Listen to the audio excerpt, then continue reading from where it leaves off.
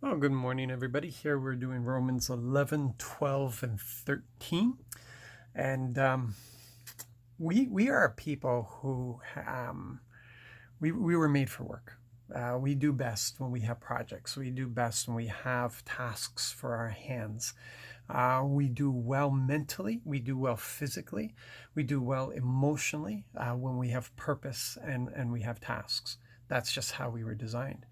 And we do really well in our development, in our relationship with the Lord when, like, we're building churches, when we're starting ministries, when we're facing, I don't know, maybe coronaviruses or something. When we're focused, when it's intense, when we wake up in the morning and we know what we have to do, and there's that dependency on the Lord because we can't do it ourselves, and that's great.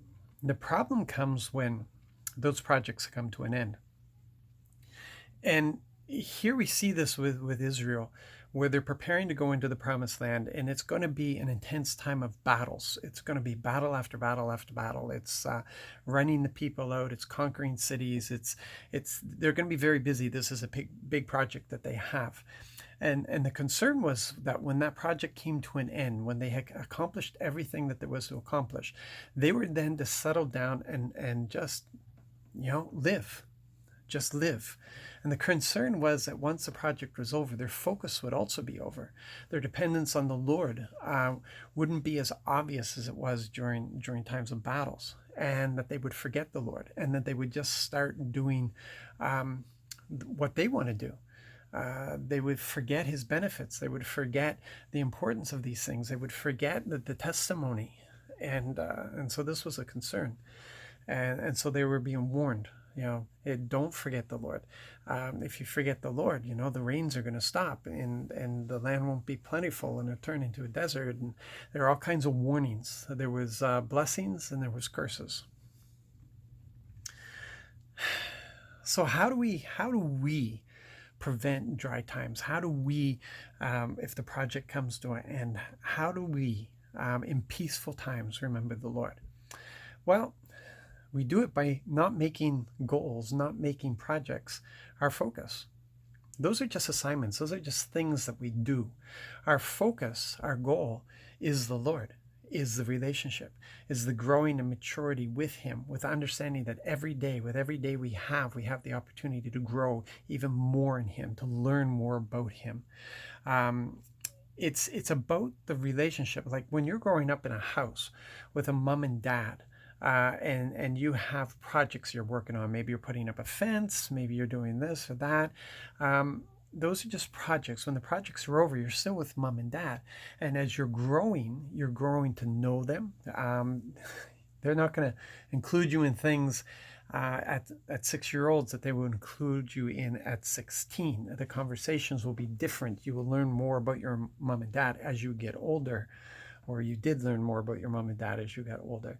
And this is where we need really to cultivate the relationship with the Lord, is that it's not about the ministry. It's not about the focus. It's not about the project. It's not about building that church. It's not about building that Sunday school. It's not about feeding the homeless. These are assignments. These are things that we're doing, but who we are in him. See, this is why those 4 things were named to Israel, the things that are important, to be like him. That's a relationship thing that you're working on all the time. To love him, that's a relationship thing. To serve him, that's a relationship thing. It doesn't matter in what capacity you're serving. You're just serving him, and everything that you're doing, that you're serving him. And the 4th is that walking in obedience, that righteousness that we've been called to live. Our behavior is a righteous behavior and such. So it is about the relationship, and we can't afford to lose that focus.